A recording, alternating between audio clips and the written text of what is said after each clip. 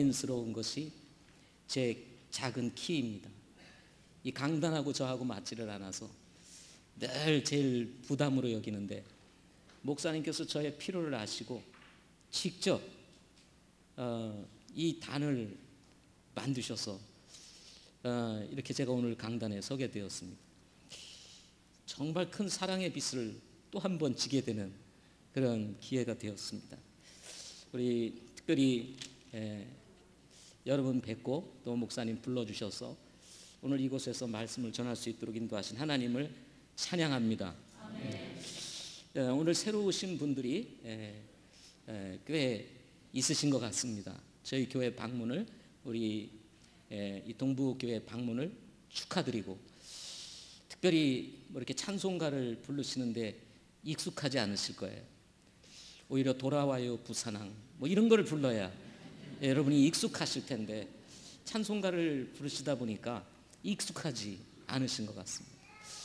그렇지만 이왕 여러분 이렇게 오늘 특별히 교회 창립 42주년을 축하하기 위해서 이렇게 오셨잖아요, 그죠?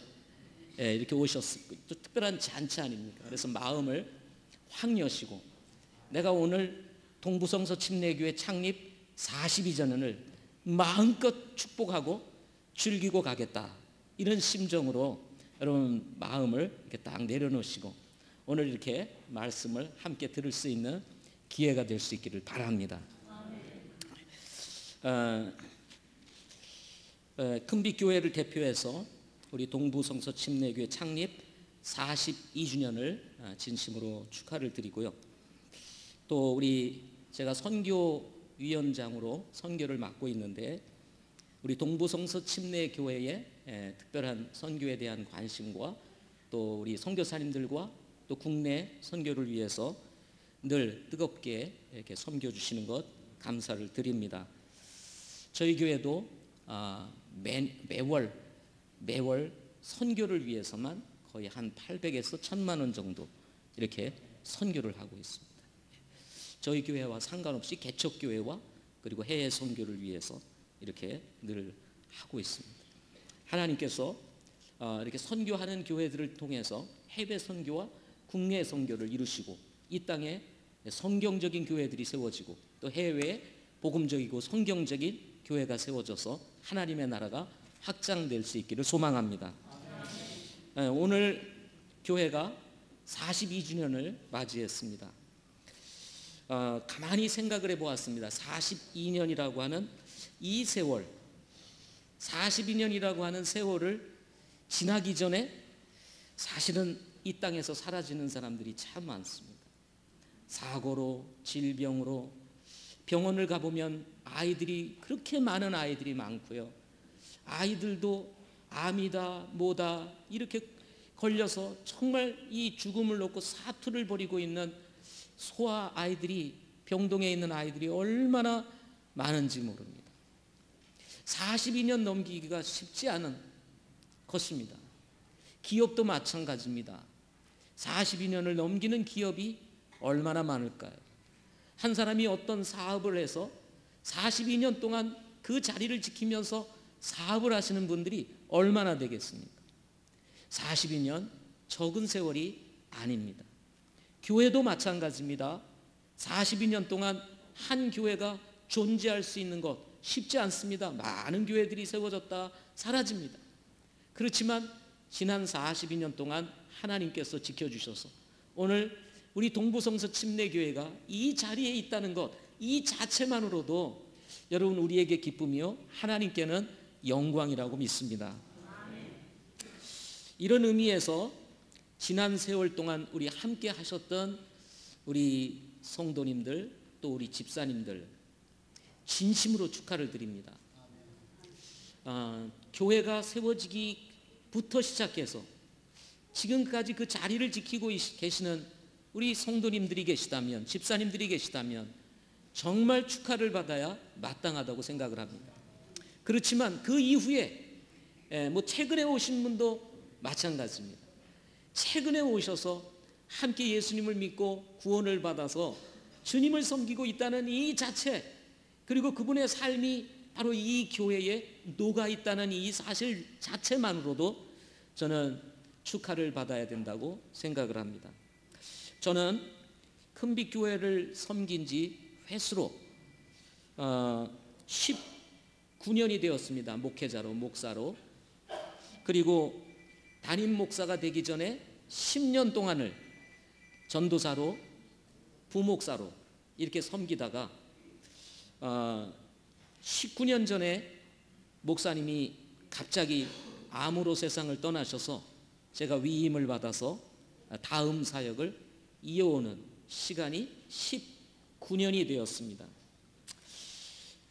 조력자로서의 10년, 물론 이 앞서 또 8년 정도를 조력을 했습니다. 18년 정도 조력을 하고 담임 목사가 됐는데요.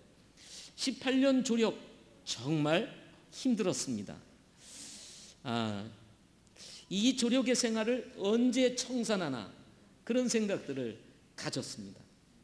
그런데 하나님께서 때가 되었을 때 저를 한 교회의 담임 목사로 세워주게 되었습니다.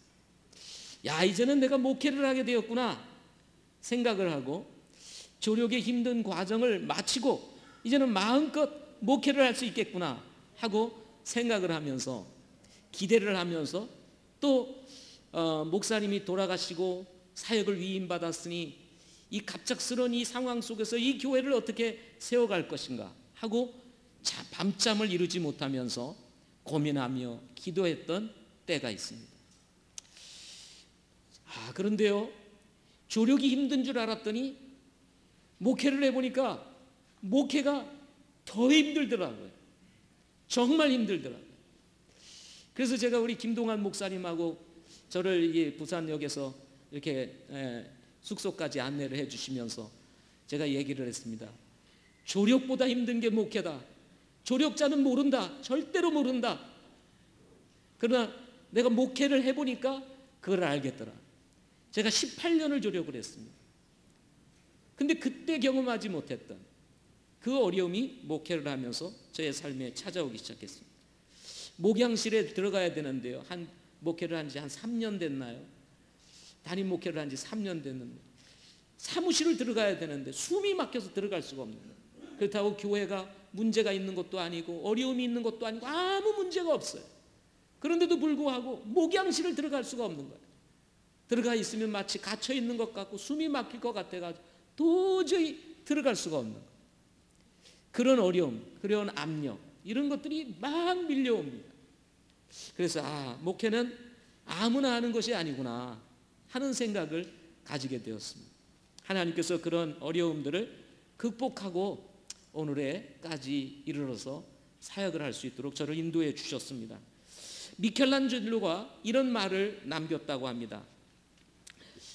원래 고상한 천재성을 가진 사람의 마음은 외부적인 작업을 거의 안 할 때 사실은 가장 활발하게 발명을 해내는 법이요 라고 이렇게 이야기를 했다고 합니다. 뭔가 작업을 하고 예술가가 뭔가 조각을 하기 위해서 작업을 하고 있을 때보다도 그런 작업을 하지 아니하고 놀고 있는 때같이 보일 그때가 오히려 최고의 가장 활발하게 발명을 해내는 일들을 하고 있다는 것입니다. 이 말을 풀어서 얘기하면 예술가는 놀아도 노는 것이 아니요 잠을 자도 잠자는 것이 아니라는 것입니다. 오히려 놀 때 더 뭘 할 것인가 고민하면서 작품을 생각한다는 것입니다. 이런 말도 미켈란젤로가 남겼습니다. 나는 다만 잉여인 것을 제거할 뿐이요 조각상은 이미 거기에 있을 뿐이다 라고 이렇게 이야기를 했다고 합니다. 큰 돌을 하나 갖다 놓았을 때 우리가 볼 때는 돌인데요 예술가가 볼 때는 이미 작품이 그 안에 있는 거예요. 그러면 이 조각가는 뭐냐면 그 안에 있는 이미 작품, 이미 그려져 있는 그림 외의 것들, 이것들을 다 쳐내는 일만 한다는 거예요. 네. 야, 그렇구나. 그런데 목회는 종합예술이라는 말이 있습니다. 그냥 예술가는 가져다 놓은 돌 조각해내면 되지만 돌만 깨내면 되잖아요. 목회는 그런 것이 아닙니다. 전체적인 것을 다 해야 되는 것이죠. 목회는 그래서 예술가와 비교하겠습니까? 목사님이 원하는 대로 우리 성도들을 하나님의 말씀으로 잉여의 것들, 뭔가 이 믿음의 길을 가는 데 있어서 부족한 것들을 마음껏 쳐낼 수 있도록만 한다면 아마 우리 성도들 굉장한 작품들이 되실 거라는 생각을 가져봅니다. 굉장한 작품. 근데 그런가요? 이게 돌과 같지 않아가지고 돌은 가만히 있잖아요. 그냥 쳐내면 그냥 깨져나가잖아요. 어떻게 되든지 망가지든 대든 상관없이 쳐내는 대로 깨져나가는데 사람은 그렇지가 않아요. 본인을 위해서 말씀으로 쳐내는데도 불구하고 그것이 본인을 위한 것인지 잘 모르고 그래서 오히려 마음에 상처를 받았다 어쩌다 해가지고 어려움을 겪는 일들이 참 많다는 것입니다. 지난 42년을 우리 목사님께서 사모님께서 이렇게 사역을 해오셨습니다. 저는 무엇보다도 축하를 받아야 되실 분은 우리 목사님과 사모님이라는 생각을 가지게 됩니다. 물론 하나님께서 영광을 받으시는 것은 마땅한 일인 거고, 사실 저는 오늘부터 3개월 동안 안식월을 갖습니다. 쉽니다. 마침 제가 쉬는 주간에 목사님께서 전화를 주셔서 아주 가벼운 마음으로 달려왔습니다. 어차피 노니까, 어차피 쉬기 때문에 제가 가벼운 마음으로 달려왔습니다. 너무 힘들고 어려워서 지난해 건강도 좋지 않고 그래서 집사님들에게 말씀을 드렸더니 우리 집사님들께서 목사님 그러시면 한 1년을 쉬시죠, 그렇게 얘기를 하더라고요. 그래서 제가 깜짝 놀랐습니다. 1년을 쉬라니. 그래서 1년을 쉬고 돌아오면 아예 쉬시라고 그럴까봐 그냥 제가 3개월만 쉬겠습니다 이렇게 얘기를 했습니다. 그것도 핑계를 대면서 지금 교회가 막 성장하고 막 자라갈 때에 제가 1년씩 쉬는 것은 어려울 것 같습니다. 3개월만 쉬겠습니다 하고 사실은 6월부터 8월까지 3개월 동안 제주에 가서 조용히 자연과 함께 또 재충전하면서 쉬는 시간을 가지려고 합니다. 우리 목사님은 개인적으로 저에게 있어서는 큰 바위 얼굴과 같으신 목사님이십니다. 오늘 창립 42주년인데요. 저는 예수님을 믿고 구원을 받은 지 43년이 되는 해입니다. 제가 중학교 3학년 때 예수님을 믿고 구원을 받았습니다. 그 다음 해에 이 교회가 세워진 거예요. 저는 중학생인데 목사님은 교회를 개척을 하시는 일을 하셨습니다. 제가 후에 전도사가 되어 20대 때 친교회를 참석하게 되면 목사님은 40대가 되셔서 이렇게 사역을 하시는 분을 먼 발치에서 이렇게 바라보게 되었습니다. 그때 얼마나 크게 보이시는지, 저는 그때 그냥 새파란 전도사고 신학생이고 막 이럴 때 얼마나 크게 보이시는지, 언제 저렇게 목사님들과 교제를 할 수 있을까 하고 늘 바라보던 때가 있었습니다. 그런데 오늘 목사님의 부름을 받고 이렇게 목사님이 섬기는 교회에 이렇게 와서 말씀을 전할 수 있는 기회가 되었습니다. 저에게 개인적으로 축복이고 특권일 뿐만 아니라 또 저에게 있어서 큰 바위 얼굴과 같으신 목사님이 저를 부르셨다고 하는 것은 저를 인정해 주신다는 생각이 들었습니다. 내가 우리 선배 목사님으로부터 이렇게 인정을 받고 있구나. 그래서 한편으로 저에게 감사가 되었고 또 축복이 되었습니다. 목회는 힘든 일이지만 제가 가지고 있는 확신이 한 가지 있습니다. 그것은 이 세상에서 가장 가치 있는 일이라는 것입니다. 무슨 일이요? 이 세상에서 가장 가치 있는 일이다 하는 것입니다. 왜냐하면 하나님께서 부르셨기 때문에. 하나님께서 전능하시고 그리고 전지하신 인류를 구원하시기 위해서 사랑하는 독생자 예수 그리스도를 아낌없이 보내주신 우리를 사랑하시는 그 하나님께서 바로 불러주셨다는 것입니다. 그분의 부름을 받아서 그분의 도구가 되어서 쓰임을 받는다는 것은, 이것은 이 땅에 사는 동안 가장 큰 축복이요 가장 가치 있는 일이라고 믿고 있기 때문에 그렇습니다. 그런가 하면 영혼을 구원하는 일입니다. 교회를 세우는 일입니다. 그런가 하면 영원한 상급이 예비되어 있다는 것입니다. 이런 측면에서 볼 때 목회는 힘든 일이지만 가장 가치 있는 일이다. 그래서 포기할 수가 없는 것입니다. 아니, 포기하려는 것이 아니라 적극적으로 목회를 할 수 있도록 저는 추천을 합니다. 저에게는 딸 둘과 아들 하나가 있습니다.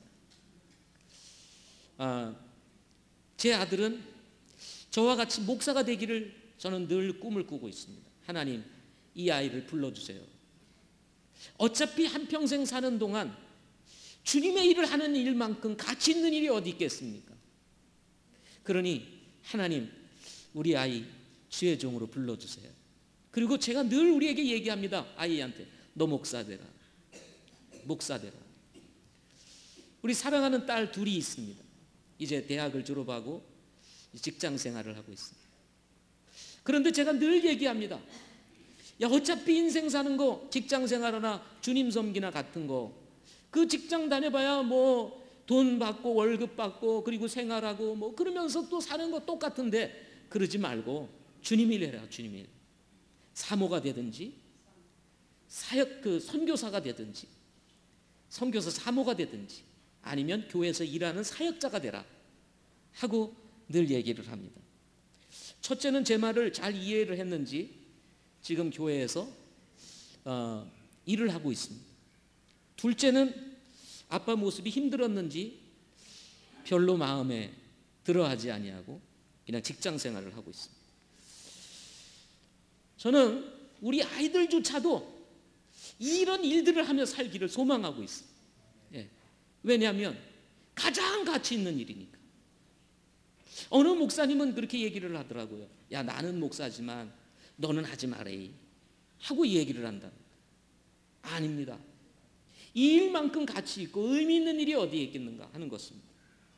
그런 의미에서 저는 오늘 동부성서 침례교회 창립 42주년을 맞이해서 교회가 왜 중요한지에 대해서, 그리고 여러분들을 왜 이 자리에 초대했는지에 대해서, 왜 예수님을 믿어야 되는지에 대해서 말씀을 드리고자 합니다. 첫째는 교회는 사람을 변화시키는 곳이기 때문에 그렇습니다.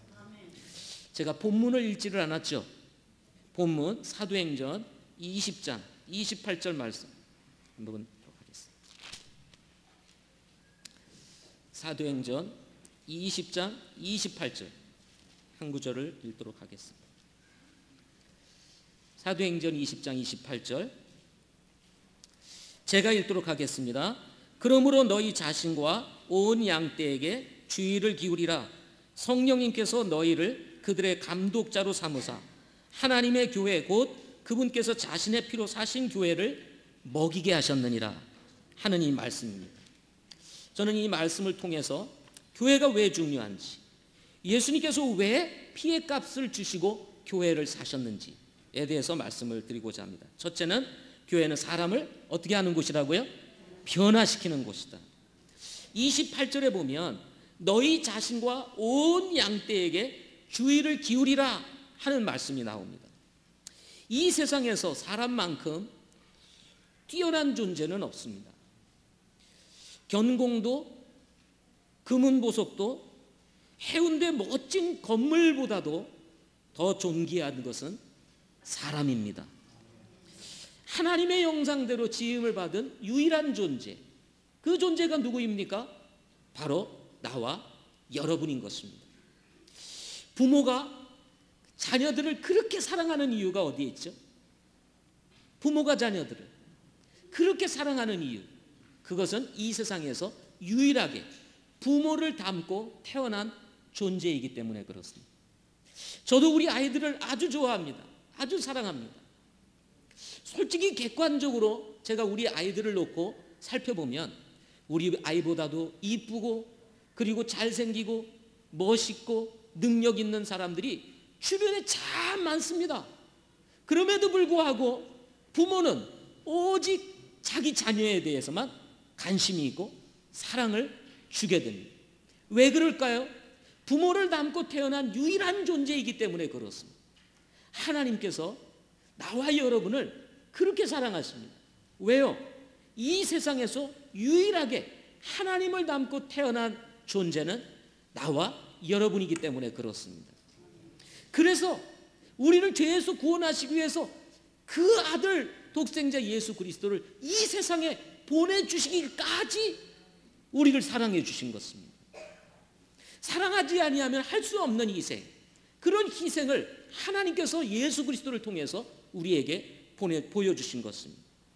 그러나 이렇게 가치 있고 의미 있는 존재로 살아야 될 우리, 즐겁고 기쁘고 행복하게 살아야 될 우리가 지금은 어떻게 살아가고 있습니까? 여러분 행복하십니까? 올해 우리 교회에 유방암 수술을 받은 자매가 2명이나 있습니다.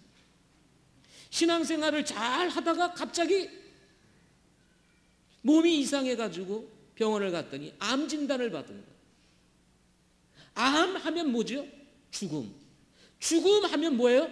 암이라고 생각할 정도로 우리에게 두려움을 가져다 주는 것이 뭐예요? 암입니다. 지금 한 자매는 병원에서 수술을 받고 입원 중에 있습니다. 유방암이 얼마나 크게 자랐는지 6cm나 된대. 얼마나 충격이 되었겠습니까? 이제는 내가 죽는구나. 두려움이 몰려옵니다.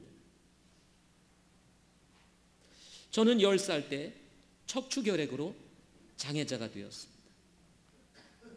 아주 건강하게 그 시골 동네를 뛰어놀면서 자라던 그런 아이였습니다.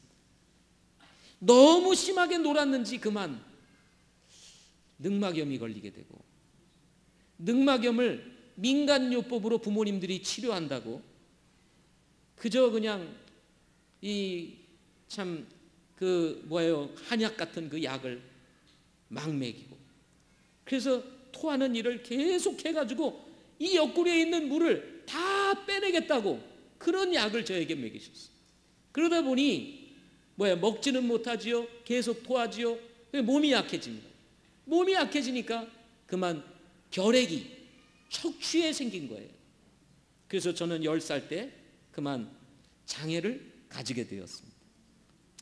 그야말로 잘 나가던 인생이 한순간에 꼬꾸라지게 된 것입니다.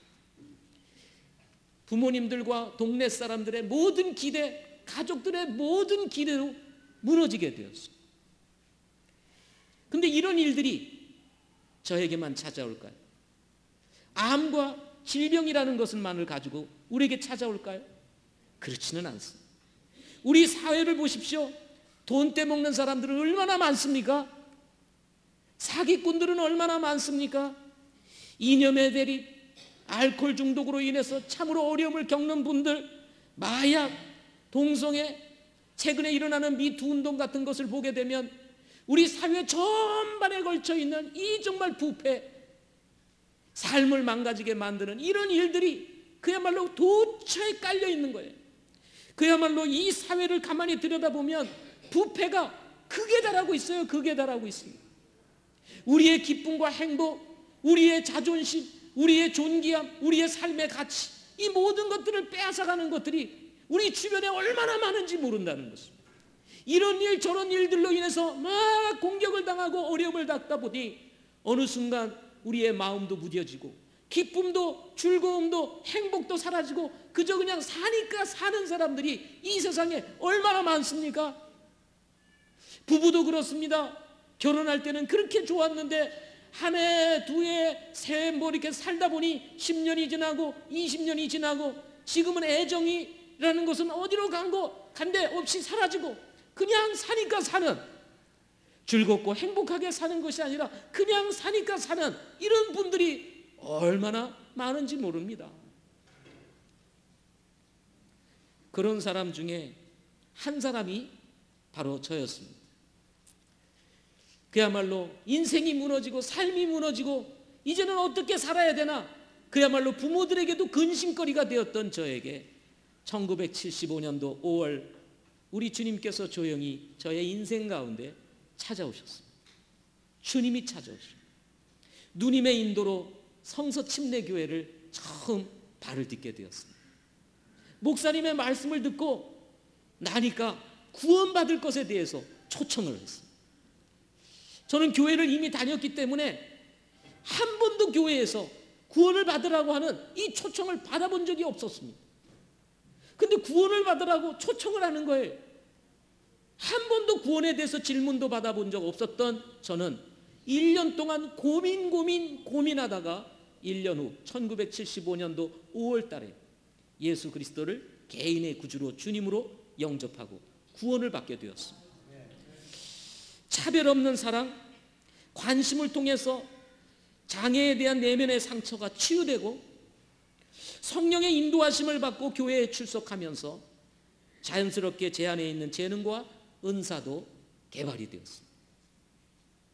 주일학교 교사, 학생부 교사 이런 사역들을 거쳐 하나님의 특별한 부르심이 있어서 신학교에 입학하게 되었고 1983년 전도사로 임명을 받게 되었습니다. 이때까지 한 번도 제가 무엇을 계획하고 된 적이 없습니다. 저 같은 사람이 목회자가 된다는 것은 꿈에도 생각을 하지 못했습니다.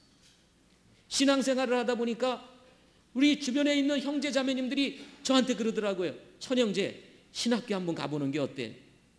그렇게 저에게 오히려 거꾸로 질문을 던졌습니다. 제안을 했습니다. 그런데 저같이 장애를 가진 사람이 무슨 목회자가 될 수 있을까? 저는 아무 생각도 하지 아니하고 나는 할 수 없다 생각하고 아예 듣지도 않았습니다. 그런데 이런 날을 하나님께서 어느 날 갑작스럽게 뭔가 신학교에 내가 입학해야 된다는 강력한 부담을 주셔서 신학교에 입학하게 되고 그리고 1980년도 1월 송구영신 예배 때 말씀을 듣고 제 자신을 하나님 앞에 드리기로 헌신을 하게 되었습니다. 정말 하나님의 계획이고 하나님의 은혜였습니다. 저는 예수님을 믿고 난 이후에 저의 인생이 바뀌기 시작을 했습니다. 사역을 하면서 이제 전도사 일을 하는데 친척들이 명절에 이렇게 만나게 되면 저에게 묻습니다. 아이고, 너는 월급을 얼마나 받니? 하고 묻는 거예요. 여러분 전도사 월급 작다는 거는 만인이 다 아는 거 아닙니까? 모르세요? 전도사 월급 적다는 거 만인이 다 알잖아요. 그러니까 은근히 비웃고 조롱하느라고 너는 얼마나 받니? 늘 그것도 한 번도 아니고 명절 때 만나기만 하면 물어보는 거예요. 그래서 마음이 상하기도 하고 그렇다고 친척들 얼굴 안 볼 수도 없고 예수님을 믿는 사람으로서 그러면서 세월을 지나가게 되었습니다. 하나님께서는 저의 삶에 개입하기 시작하셨고 저 장애를 가진 놈이 결혼이나 할 수 있을까 하고 생각을 했는데 하나님께서 믿음 안에서 귀한 자매를 만나게 하셨습니다. 고민하다가 기도하면서 제가 프로포즈를 했습니다. 저를 어떻게 생각하냐 하고 지금의 저희 집사람에게 프로포즈를 딱 했어요. 그랬더니 보통은요 정상적인 사람도 누가 프로포즈를 하면 기도해 보겠습니다, 생각해 보겠습니다 뭐 이러지 않습니까? 그죠? 근데 우리 집사람은 바로 좋습니다 그런 거예요. 만약에 여러분의 따님들이 여기 계시는데 저 같은 사람이 딱 나타나가지고 그것도 전도사예요. 월급도 제대로 못 받는 장애를 가지고 있어요. 그런데 프로포즈를 딱 하면은 승낙을 했어. 따님이 믿음이 좋아가지고 부모님들은 어떻게 하시겠습니까? 할렐루야 아멘 하고 오케이 그렇게 하시겠습니까? 아마도 아무도 대답을 하지 않을 것입니다. 제가 우리 교회 자매들한테도 물어봤습니다. 그 당시 제가 이제 결혼을 한 다음 자매 같으면 내가 프로포즈 하면은 받아들이겠어? 그렇게 얘기를 하더라고요. 근데 우리 집사람은 딱 얘기를 했는데 바로 좋습니다. 그래서 데이트를 시작했습니다. 집안의 반대가 엄청나게 심했습니다. 부모님이 농약 먹고 자살을 하시겠다고 아버지가 난리를 쳤어요. 장인어른이. 그럼에도 불구하고 하나님께서는요, 결혼이 되게 하시더라고요. 결혼이. 우리 큰 처남이 당시에 우리 집사람의 큰 오빠죠. 장로였습니다. 장로교회.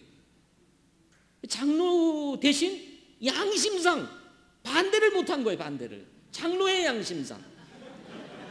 둘째 오빠는 집사였습니다. 장로교회. 근데 집사의 양심은 엄청나게 반대를 하더라고요. 집사와 장로는 완전히 다르더라고요.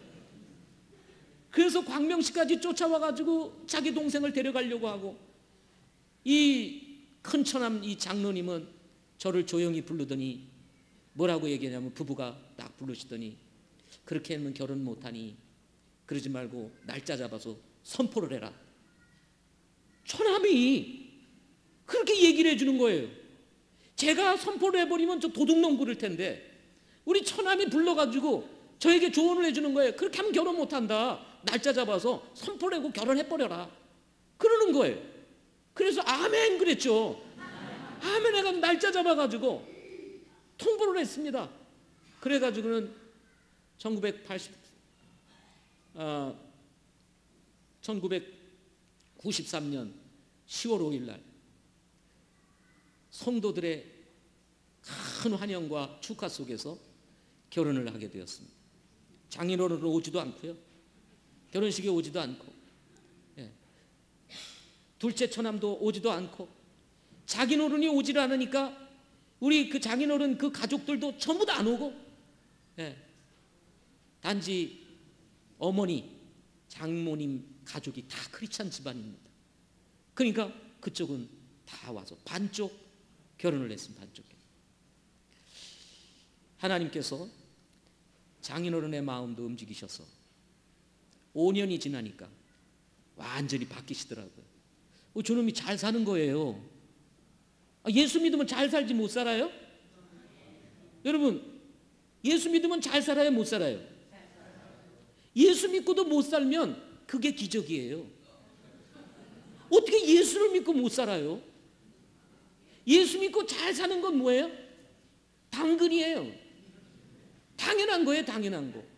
근데 어떻게 예수를 믿고 못 사냐고요? 저는 예수를 믿으면 반드시 변화된다고 믿습니다. 안 변하는 게 기적이다. 안 변하는 게.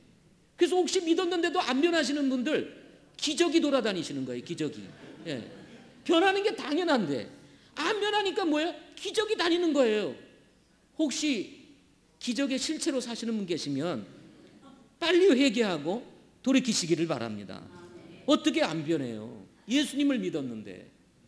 그러니까 비록 제가 장애를 가지고 있었지만 예수님을 믿고 변하니 부부가 잘 살지요. 우리 집사람도 예수 믿어, 나도 예수 믿어. 잘 살 수밖에요. 그러니까 안심이 됐는지 5년이 지나니까 드디어 전화를 주시고, 그리고 가면은요, 집에 가면 우리 장인어른이 우리 집사람만 보고 저한테는 얘기를 안 하고, 그 어르신들 하는 얘기 있잖아요. 이년아 그러잖아요. 딸들한테 이년아 동네 창피하니까 오지 마라. 동네가 창피하다. 오지 마라. 오히려 이러는 거예요. 5년 동안 우리 집사람이 그 말을 저한테 한 번도 하지를 않은 거예요. 그래서 저는 아무것도 모르고 신나서 가고, 제가 용돈을 드리면 우리 아버님이 그 자리에서 그냥 마당으로 던져버리면 필요 없다 가져가라. 그러시는 분이셨습니다. 5년이 지나니까 마음이 바뀌시더라고요. 저를 아주 돌아가시기 전에 좋아하셨어요. 아버님이 아주 노래를 좋아하세요. 아버님 노래 한 곡 좀 하시죠. 그러면 제 앞에서, 아무도 없는 제 앞에서 숟가락 잡고 노래를 하실 정도로 그렇게 바뀌셨습니다. 하나님께서 결혼뿐만 아닙니다. 저에게 자녀를 셋 주셨습니다. 딸 둘에 아들 하나입니다. 저는 청년 시절부터 이런 꿈을 하나님 앞에 소원을 가지고 있었습니다. 하나님, 제가 만약에 결혼을 하면 꼭 아들을 주세요. 아들을 주세요. 왜 그러냐면요, 예수 믿고 보니까 너무 좋은 거예요. 우리 집안에 예수 믿는 사람이 없는 거예요. 아버지 형제가 4형제인데 예수 믿는 사람이 없는 거예요. 어머니 형제들도 예수 믿는 사람이 없는 거예요. 그래서 제가 예수 믿고 나서 전도를 하면 됐다 그러면 그만인 거예요. 사촌들도 또 자기 부모님들하고 똘똘 뭉쳐가지고 오히려 비난하고 조롱하고 만나면 비꼬고 이러는 거예요. 그래서 이게 전도가 어려운 거예요. 전도가. 그래서 제 생각에 어떤 생각을 가졌냐면 이런 생각을 가진 겁니다. 야, 내 가족을 전도하려면 다른 길이 없다. 내가 아들을 낳아가지고 내 다음 세대들이 잘 사는 것을 봐야 된다. 예수 믿으니까 뭐 갔다 교회 갔다 돈 바치고 뭐 바치고 뭐 바치고 뭐 그러니까 그래가지고 뭘 잘 살겠나. 야, 다 사업으로 하는 거다. 사업으로. 그러면서 늘 가족들이 얘기를 하는 거예요. 그러니 이게 통하겠어요? 통하지는 않는 거예요. 오히려 모르는 사람 전도하는 것보다 가족 전도가 힘든 거예요. 그래서 이거는 방법이 없다. 내가 잘 사는 것을 보여주는 길밖에 없다. 그래서 하나님 아들 주세요 그랬어요. 아들 낳아가지고 잘 사는 이놈이 잘 살고 신앙생활 잘하는 걸 보면 예수 믿어도 저렇게 잘 되네 그렇게 생각할 거 아니겠습니까? 그렇죠? 그래서 아들을 주세요. 딸은 안 되나요? 하고 여러분 속으로 묻고 계시죠? 딸은 안 되나요? 딸은요 시집을 가면은 뭐라고 얘기를 하냐면 저놈이 뭐 지가 잘나서 잘 사나? 결혼을 잘해서 잘 사는 거지 하고 또 이렇게 핑계를 댈 거라고요. 예? 시집을 잘 가서 잘 사는 거지 지가 뭐 잘 사나? 그러니까 결국은 뭐냐, 이 옛날 사람들은 아들이 아들. 그래서 하나님 아들을 주세요, 아들을 주세요 하고 기도를 했습니다. 그런데 웬걸요, 딸만 주는 거예요. 딸이에요. 딸. 우리 집사람이 그 다음에 자식을 안 낳겠다고 합니다. 그래가지고 하나님 여기까지군요 하고 제가 그만 낳기로 저도 결정을 했습니다. 근데 사실 청년 시절에 그걸 놓고 많이 기도를 했어요. 근데 이제 딸만 둘이니까 이제 기도를 안 했습니다. 근데 하나님의 생각은 나의 생각과 달라. 모든 것을 다 내려놓고 포기했을 때 하나님께서는 정확하게 저의 기도를 들어주신 거예요. 둘째 낳고 7년이 지났는데 몸이 이상하다는 거예요. 그래가지고 병원을 갔습니다. 여자들은 몸이 안 좋으면 어디가 아픈지 모르면 어디 가죠? 산부인과. 병원 중에서도 산부인과를 가는 거예요. 산부인과를 갔더니 우리 집사람이 얼굴이 찌그러진 채 나오는 거예요. 그래서 제가 뭐래 그랬더니 임신했다는 거예요. 아이를 가졌다는 거예요. 그때 40이 넘었어요. 40이 넘었는데 셋째를 가졌다고 하니 이게 기가 막힌 일이죠. 그렇지 않겠습니까? 그래가지고 눈물을 막 흘리네요. 그러니까 죄인이 돼가지고 할 말도 못하고 옆에 이러고 있는데 우리 아이들 2명을 데리고 갔습니다. 근데 이 병원 고대병원에, 구로동에 있는 고대병원에서 갔는데 아이들도 데리고 왔어요. 뭐래 그랬더니 아이를 가졌대. 우리 아이들이 그 병원 광장에서 엄마가 아이를 가졌다고 그러니까 이 두 아이들은 엄마 속도 모르고 좋다고 막 난리를 치는 거예요. 와, 우리 엄마 아이 가졌다고 막 좋다고 난리.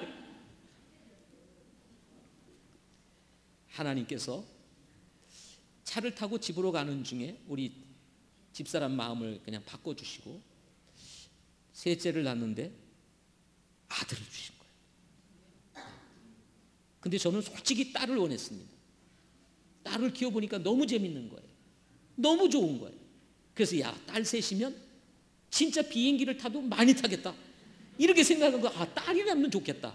근데 또 생각하고 다르게 하나 아들을 주신 겁니다. 아들을 주신 다음에 친척들의 비웃음이 다 사라져 버렸습니다. 처음에는 월급이 얼마냐 묻더니 결혼을 해서 딸을 낳으니까 너는 딸만 둘이냐 그러더라고요. 근데 아들 낳고 가니까 그 다음부터는 싹 없어진 거예요. 말이 없어진 거예요. 다 입을 닫게 만들었습니다. 하나님이 좋으신 분이십니다. 하나님 좋으신 분이십니다. 지금은 하나님께서 저의 가정을 축복하셔서 하나님께서 우리 가정을 높여주셨습니다. 우리 친척들이 하는 말입니다. 지금은 삼촌이 제일 잘 사는 것 같아 하고 이렇게들 얘기를 합니다. 예수 믿으면 인생이 바뀌고 삶이 변하게 되는 것입니다. 그래서 제가 가지고 있는 확신이 한 가지 있습니다. 그게 뭔지 아세요? 예수 믿으면 땡 잡는다는 것입니다. 아멘 안 하세요? 더 크게 한번 해주세요. 예수 믿으면 어떻게 해요? 땡 잡는다. 또 다른 말로 얘기해 볼까요? 예수 믿으면 팔자 고친다. 사주팔자에 얽매여가지고 인생 사는 인생이 아니고 팔자로도 완전히 벗어나서 새로운 피조물로 하나님의 자녀로 살아가게 되는 거예요. 그래서 예수 믿고 구원받고 신실하게 주님을 섬기는 사람은 사주팔자를 봐도 점괘가 안 나오는 겁니다. 실제로. 왜? 이 세상에 얽혀 있는 사람이 아니라 우리는 하늘의 자녀가 됐기 때문에 그렇습니다. 인생이 바뀌는 거예요. 삶이 변하게 되는 것입니다. 저 같은 사람도 하나님 만나주셔서 교회를 통해서 복음을 듣게 하시고 예수 믿고 구원받게 하심으로 인생을 완전히 바꿔주신 거예요. 제가 동북교회에 온 것만 해도 성공한 거 아닙니까? 그래요 안 그래요? 여기 아무나 올 수 있습니까? 우리 목사님은 어떤 분이신지 아시죠? 아무나 올 수 없는 곳입니다. 하나님께서 저를 불러서 세워주시고 동북교회까지 와서 말씀을 전할 수 있도록 하나님께서 저의 인생을 바꿔주신 거예요.